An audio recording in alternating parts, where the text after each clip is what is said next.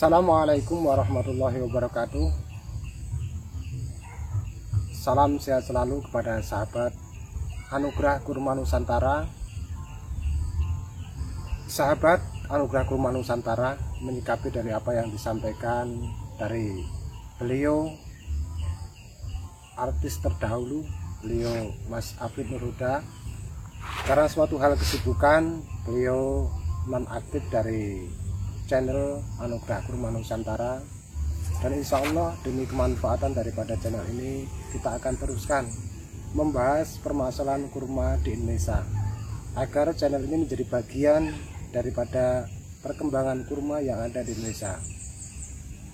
Kita juga ada channel M. Nur Miftahudin juga membahas daripada permasalahan kurma yang sama dengan Anugerah Kurma Nusantara, karena selama ini ada channelnya daripada channel Anugerah Kurma Nusantara. Dan insya Allah kita akan fokus untuk di kurma, fokus di channel Anugerah Kurma Nusantara. Perlu sahabat ketahui bahwasanya nursery daripada Anugerah Kurma Nusantara ini ada di berbagai wilayah, walaupun saat ini sebagian daripada nursery kita sudah tanpa kepengurusan, seperti nursery kita yang ada di Palembang, nursery kita yang ada di Jawa Barat sebagian sudah tidak ada pembibitannya lagi. Jadi ada beberapa nursery kita yang masih aktif, salah satunya adalah nursery yang ada di Bengkulu, nursery yang ada di wilayah Pekanbaru, dan nursery yang ada di wilayah Jawa Timur. Ini masih aktif sampai saat ini. Jadi bagi sahabat-sahabat Anugerah Kurma Nusantara yang menghendaki bibit dari kita, baik bibit yang asalnya dari Saudi maupun bibit yang asalnya dari Thailand, insya Allah kita ready.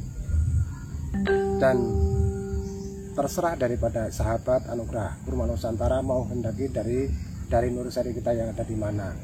Intinya bahwasanya kita berkurma di Indonesia ini tetap mengadakan daripada riset agar wilayah-wilayah di seluruh wilayah Indonesia ini, kajian daripada kurma di Indonesia ini bisa berhasil dengan bagus. Salah satunya dengan riset-riset. Kita juga pernah mengadakan daripada penyebaran biji gratis yang insya Allah sampai saat ini juga. Nanti silahkan bagi penonton daripada channel Anugerah Kurma Nusantara, silahkan lihat di kolom deskripsi, nanti bisa terhubung dengan grup WA kita untuk mendapatkan fasilitas biji gratis. Ada biji dari Timur Tengah, ada juga biji dari Thailand, yaitu jenis barhe yang asalnya dari kultur jaringan. Sahabat Anugerah Kurma Nusantara, kita doakan mudah-mudahan beliau Mas Afid Nurhuda yang saat ini aktif di bidang yang lain yang tidak memungkinkan beliau aktif di perkurmaan kembali, mudah-mudahan usaha yang dirintisnya berjalan dengan bagus, dan mudah-mudahan channel yang beliau rintis ini tetap membawa manfaat bagi perkurmaan yang ada di Indonesia. Salam sehat selalu, salam semangat selalu bagi pekurma Indonesia. Salam dari sahabat pekurma seluruh Indonesia. Bagi sahabat-sahabat yang pernah membibitkan kurma, insya Allah akan paham persis bagaimana kondisi beratnya kita sebagai pembibit kurma. Risiko dari awal, risiko kematian pada saat penyemaian biji tidak tumbuh, itu bagian daripada risiko. Kalau cuma sekedar biji Saudi, hanya sekedar biji halas atau biji yang kita ambil pada saat kita membeli kurma dari supermarket, insya Allah tidak begitu parah di kita. Tapi tatkala kita berbicara biji kurma yang asalnya dari Thailand, bisa 50% mati, pusing kepala kita. Berapa harga satu, berapa harga barhe Thailand, berapa harga apalagi yang harga jenis-jenis yang sudah jelas seperti KL1 Maijo yang didatangkan dari Thailand itu luar biasa. Tapi ya kita menghormati, seperti H1 kita hormati bagaimana perjuangan Mr. Heng.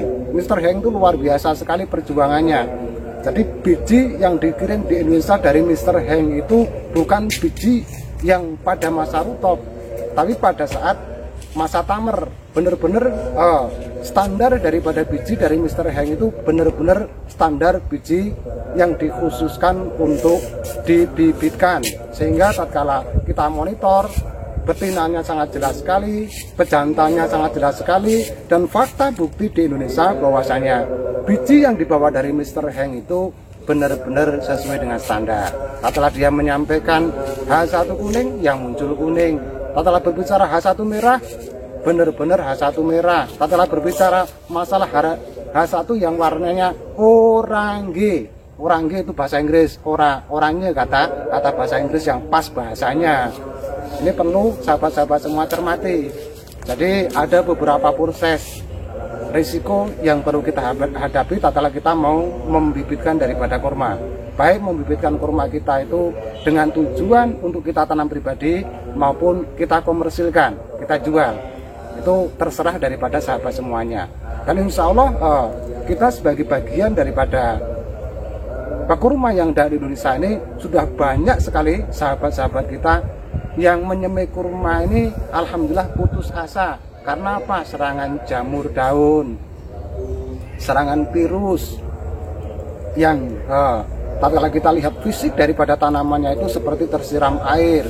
Dan banyak sekali petani-petani kurma ini yang menyamakan bahwa kurma itu sama dengan sawit, dilempar saja tumbuh. Iya, kurma dilempar tumbuh, tapi tatkala tidak dirawat dengan maksimal, maka saya pastikan Anda akan gagal.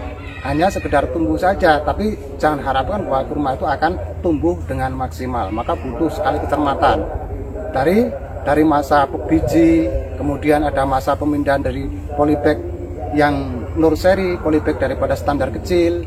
Kemudian tatkala kita bibit tidak laku dan kita biarkan, ini akan rusak, harus kita pindah ke polybag yang lebih besar. Tatkala ini juga masih belum maksimal, bisa kita pindahkan lagi kepada polybag yang lebih gede lagi atau lebih lazimnya disebut planter bag. Jadi ada proses bagaimana kita merawat kurma kita. Tatkala kita standarnya pembibitan, ya harapan besar kita bahwasanya kita yang membibitkan itu punya ruh, punya kesenangan merawat daripada kurma-kurma kita, bibit daripada kurma kita. Demikian juga insya Allah peminat pembeli, baik mereka yang bertujuan skalanya adalah skala hobi, baik mereka yang tujuannya adalah skala produksi atau mengebunkan. Jadi bagi sahabat semuanya, baik yang baru mempelajari kurma ataupun yang sudah pekurma, maka saya sampaikan kepada Anda semuanya, tatkala ada yang menyampaikan berjanji muluk-muluk bahwa kurma asalnya dari biji pasti betina, tanpa ada proses daripada prosedur bagaimana memastikan daripada kurma yang kita tanam betina dengan DNA saja itu bisa gagal, bisa salah prediksi. Kecuali kurma yang kita beli adalah kultur jaringan. Tatkala biji yang kita tanam, maka masih prosentasinya di antara jantan dan betina masih belum jelas secara prosentasi. Ini kalau permasalahan biji. Kalau ada yang berani meyakinkan bahwa kurma itu bakal berhasil, kurma di Indonesia, saya sampaikan kepada Anda semuanya yang menonton daripada video ini bahwa kurma di Indonesia ini skalanya masih skala riset. Sesuatu yang diagung-agungkan di luar biasa kan daripada monitor daripada media sosial seperti Pasuruan. Insya Allah saya berkali-kali berkunjung ke sana, bahkan Pasuruan menjadi bagian daripada riset kita pekurma di Indonesia. Jadi secara prosentasi belum 30% dari tanaman yang ada di Pasuruan itu berbuah semuanya. Padahal umur sudah mendekati angka 4 sampai 5 tahun. Apalagi di wilayah-wilayah yang lain, termasuk di Bengkulu ini, di Bengkulu lagi prosentasenya jauh lebih rendah lagi. Di Lampung masih belum teriset, tapi sudah luar biasa. Salam kepada Cahaya Kurma, kepada Pak Diyatno. Mudah-mudahan Pak Diyatno yang berjuang di wilayah Tulang Bawang sehat selalu. Semangat selalu Pak Diyatno menciptakan daripada contoh sejarah bagaimana kurma di Indonesia. Mudah-mudahan Cahaya Kurma di Tulang Bawang yang dikelola beliau Bapak Yatno, mudah-mudahan menjadi bagian daripada riset kurma yang ada di Indonesia, khususnya adalah wilayah Tulang Bawang atau wilayah Lampung. Kurang dan lebih apa yang kita sampaikan kepada sahabat semuanya, mohon maaf yang besar-besarnya.